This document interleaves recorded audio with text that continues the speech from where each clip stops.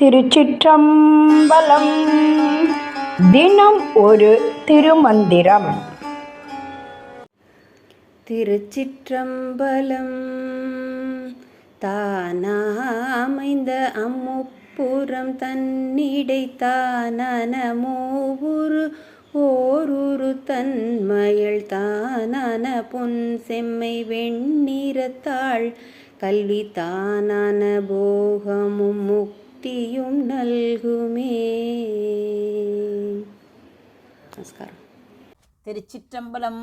தானே அமைந்த முப்புறம் தன்னிடை என்று தொடங்கும் பாடலை இப்பொழுது நாம் காணப்போகிறோம்.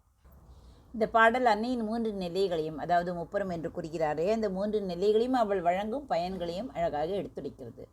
3 நிலைகள் தான் முப்புறம். தானே உருவான அந்த முப்புறங்கள், அதாவது படைத்தல், காத்தல், அழித்தல் ஆகிய தொழில்கள் நடக்கும் உலகங்கள் அல்லது சத்வ ரஜோ தமோ குணங்கள் என்றும் கூறலாம். அனைத்திலும் அவள் நீக்கமர நிறைந்திருக்கிறாள். மூவுரு ஓருரு.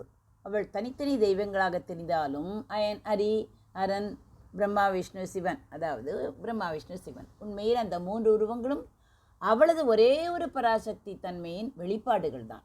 3 நிறங்கள் என்ன? பொன்னிறம், படைப்பு கடவுளான பிரம்மனின் ஆற்றலாக சரஸ்வதி வாணி இருக்கிறாள்.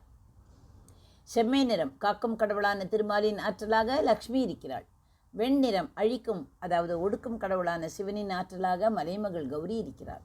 அருளும் பயன்கள் என்ன? இத்தகைய ஆற்றல் கொண்ட அன்னை திரிபுரையை வணங்குவோர்க்கு இம்மைக்கு தேவையான கல்வி, வாழ்வின் இன்பங்களான போகம், இறுதியில் பிறவி பெருங்கடலின் நீந்தும் முக்தி, வீடு பேறு ஆகிய 3ஐயும் அவளே நல்குகிறார்.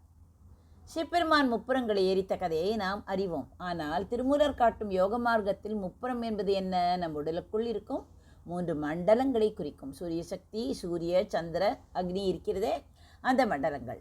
அன்னை அந்த 3 மண்டலங்களையும் கடந்து அமுதம் பொழியும் நிலையில் அமர்ந்திருக்கிறார். அன்னை ஏன் 3 நிறங்களாக சொல்லப்படுகிறாள்? வெண்மை ஞானத்தின் நிறம், செம்மை கிரியாசக்தி அல்லது செயலின் நிறம், பொன், அதாவது மஞ்சள், பசும் பொன் இருக்கிறதே, அது செழிப்பு மற்றும் படைப்பின் நிறம். இந்த 3 வண்ணங்களும் இணைந்தவளே திருப்புரியாவாள். இவளை வழிபடுவதன் மூலம் ஒருவருக்கு உலகில் வாழ்வும், உலகில் வாழ்வில் என்ன வேண்டும்? கல்வி, போகம் வேண்டும் அல்லவா? அந்த உலகில் வாழ்வும், ஆன்மீக உயர்வும், முக்தி கிடைக்கத்தானே எல்லோரும் பாடுபடுகிறோம். அந்த ஆன்மீக உயர்வும் ஒரு சேர கிடைக்கும் என்பது சித்தர்களின் வாக்கு. முப்புறம் என்பது என்ன? 3 கோட்டைகள். இங்கு 3 குணங்கள் அல்லது தொழில்களை குறிக்கிறது. மூவுரு ஓருரு என்பது 3 வடிவங்களில் இருக்கும் ஒரே பரம்பொருளை குறிக்கிறது. போகம் என்பது உலகிய இன்பங்கள் மற்றும் அனுபவங்களை குறிக்கிறது. முக்தி என்பது மோட்சம் அல்லது விடுதலையை குறிக்கிறது. திருமூலர் இந்த பாடலில் அன்னை பராசக்தி ஒருவருக்கு தேவையான அறிவியும் வாழ்வாதாரத்தையும் ஆன்மீக விடுதலையும் ஒரே இடத்தில் வழங்கக்கூடியவள் என்பதை தெளிவாக பதிவு செய்துள்ளார்.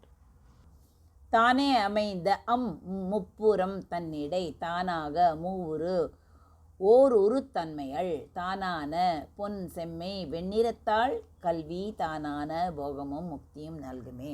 நன்றி, வணக்கம். உமா பாலசுப்ரமணியன்.